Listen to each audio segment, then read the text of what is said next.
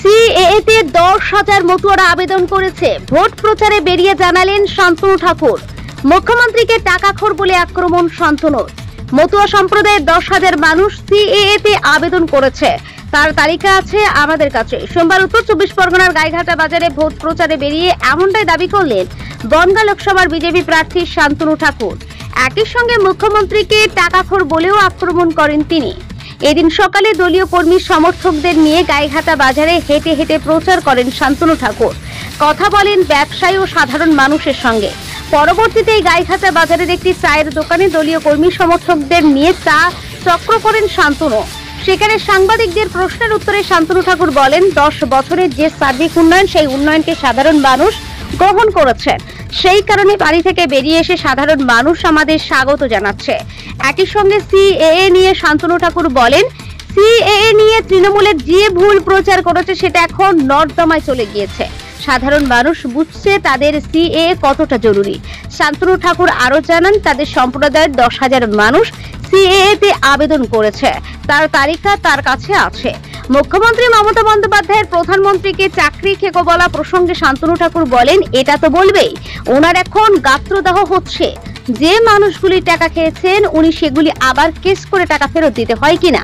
প্রধানমন্ত্রী যদি চাকরি খেকো হয়ে থাকেন, উনি টাকা খোর। মানুষের তো অনেক বেশি ভালো সাড়া পাচ্ছি এই কারণেই যে মানুষ এতদিন যাবৎ, অর্থাৎ আমাদের কেন্দ্রের মাননীয় প্রধানমন্ত্রীজি যে সরকার, সেই সরকার আসার আগে এই ব্যাপক যে ডেভেলপমেন্ট, এই ডেভেলপমেন্ট পায়নি।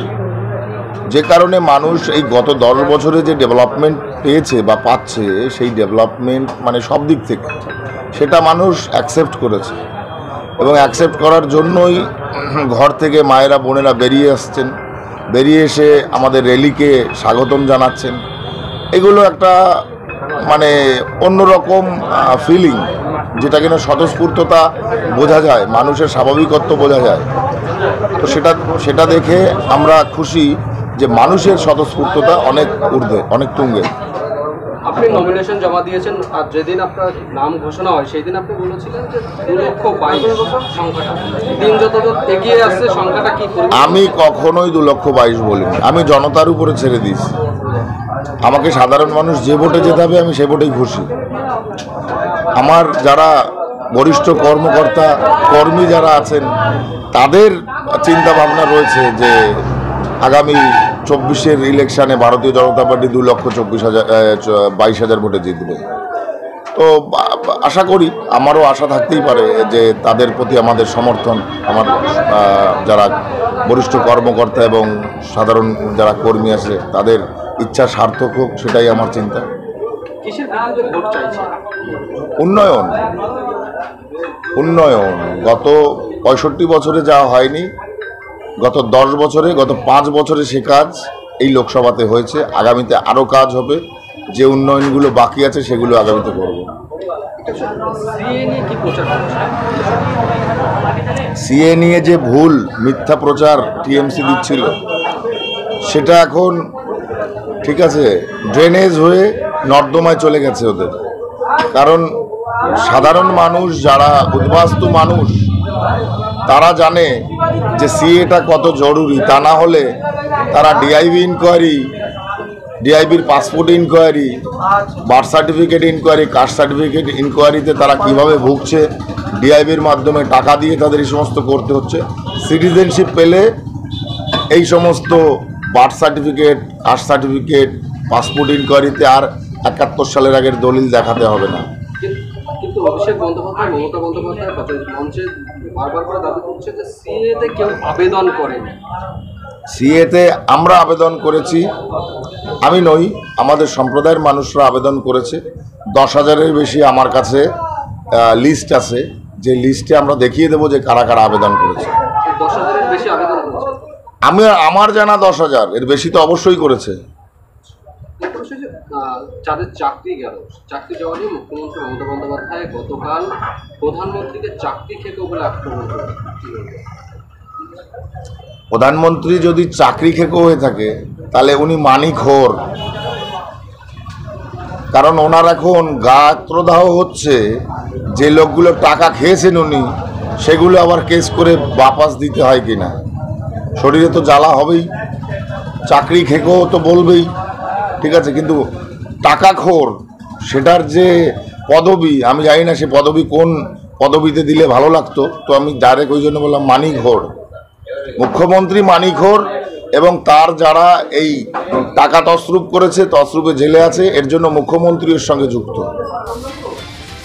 এই প্রসঙ্গে শান্তনু ঠাকুরকে কটাক্ষ করেছেন ঠাকুর বাড়ির আর এক সদস্য তথা তৃণমূলের রাজ্যসভা সাংসদ মমতা ঠাকুর। তিনি বলেন, একটা মতুয়া নাগরিকত্বের জন্য আবেদন করেনি। একই সঙ্গে তিনি বলেন, আগে শান্তনু ঠাকুর, নিশ্চিত প্রমাণিক অশোক কীর্তনিয়া, অসীম সরকারেরা আবেদন করুক।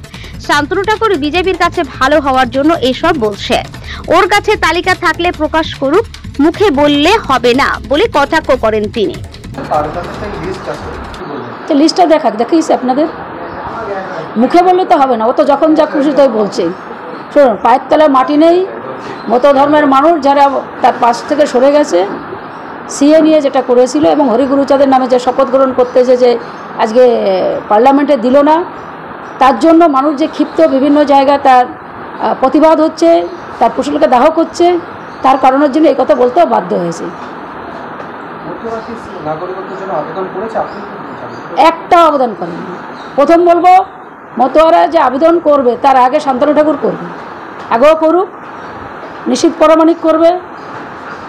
এদিকে স্বপন মজুমদার, অসীম সরকার, অশোক কীর্তনী এরা আগে করবে, তারপর মতোয়ারা করবে।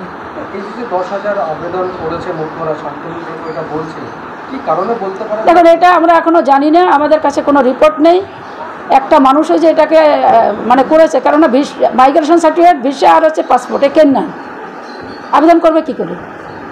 এবং শান্তনু ঠাকুর কাছে যদি এটা থেকে থাকে, তাহলে শান্তনু ঠাকুর লিস্টটা বের করে দিই। 10,000 লোকের করেছে, সেটা তো ওর মুখ দিয়ে বললে হবে না, প্রমাণ দিতে হবে না। কি কারণে এখন বলছে বলে মনে হচ্ছে?